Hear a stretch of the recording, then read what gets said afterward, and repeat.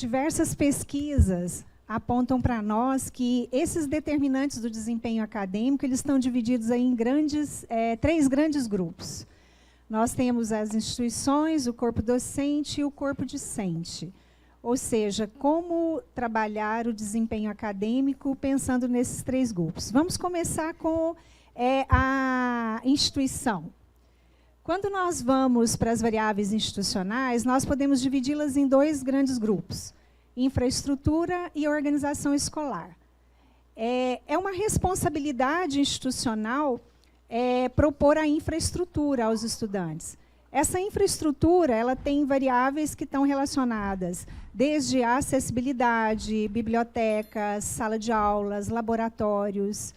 E essa infraestrutura ela traz consequências ao desempenho acadêmico. Ou seja, nós temos um efeito da infraestrutura disponibilizada pela instituição ao desempenho acadêmico dos estudantes. Quando nós vamos para a organização escolar, nós temos também variáveis importantes que estão ali inclusas, que vão desde o perfil da turma, ou seja, o tamanho da turma, e cada vez as salas de aula são com um número bem representativo de alunos, né?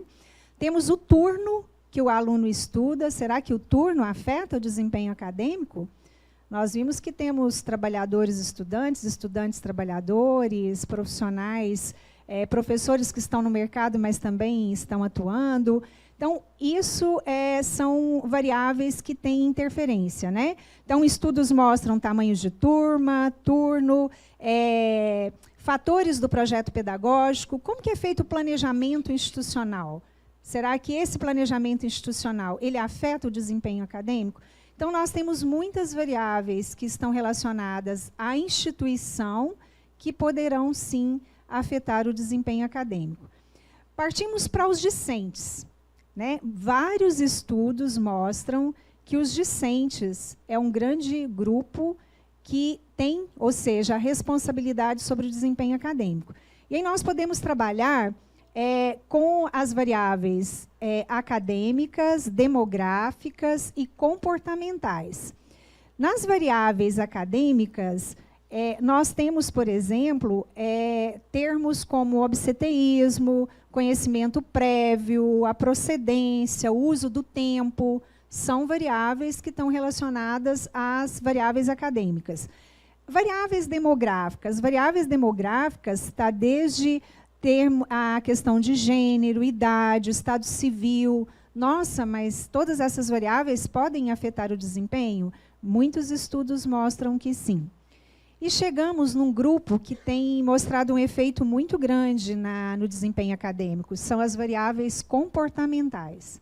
Nessas variáveis comportamentais e desempenho acadêmico, nós temos desde o estresse, ansiedade, motivação. Então, cada um desses grupos que eu mencionei para vocês, nós temos relação com o desempenho acadêmico. Então, infraestrutura institucional, discentes, e vamos entender um pouquinho como que o corpo docente pode afetar o desempenho acadêmico. Pessoal, muitos estudos mostram que as variáveis relacionadas ao corpo discente, como a professora Edivalda já mencionou, né, elas são as maiores determinantes. Né? Estudos mostram que entre 80% e 90% do rendimento dos estudantes no ENAD é explicado pelas variáveis relativas ao aluno. Né?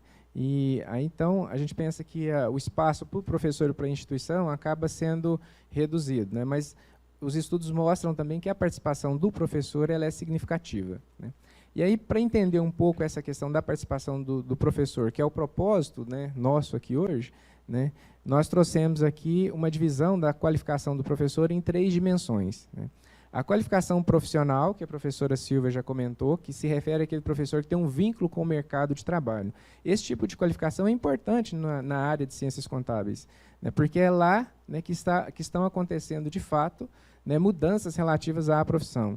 Então, quando o professor tem experiência de mercado e ele traz essa experiência e compartilha com os alunos, isso é muito significativo e os alunos valorizam muito. Né? a qualificação acadêmica, né, que está ligada à titulação, né?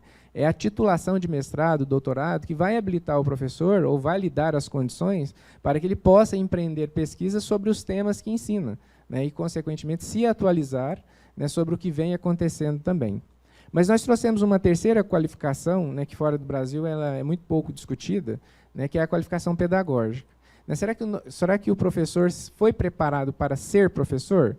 Né? Ou simplesmente nós trouxemos um cara do mercado, ou então um cara que foi formado dentro da universidade, mas não teve contato também com questões pedagógicas. Então nós entendemos que essas 3 qualificações elas são importantes. É lógico que não dá para exigir de uma pessoa um aprofundamento nas 3 qualificações. Né? Como é que eu vou exigir que o cara seja doutor, pós-doutor e, ao mesmo tempo, tenha uma vasta experiência de mercado? Não dá para conciliar. Né? Mas ele ter uma passagem mínima pelas 3, né, e se aprofundar em uma delas é que seria o ideal. Né? Bom, então, o que a gente percebe aqui? Que é um perfil de professor na nossa área, que era bastante comum até bem recente, né, mas que aos poucos vem mudando, né, que muitos professores dormiam profissionais, né, e acordavam professores. Né. Isso não é uma particularidade do curso de Ciências Contábeis. Né. Nos cursos de bacharelados em geral, né, que a gente não tem disciplinas ou uma formação didática específica, isso era bastante comum. Né.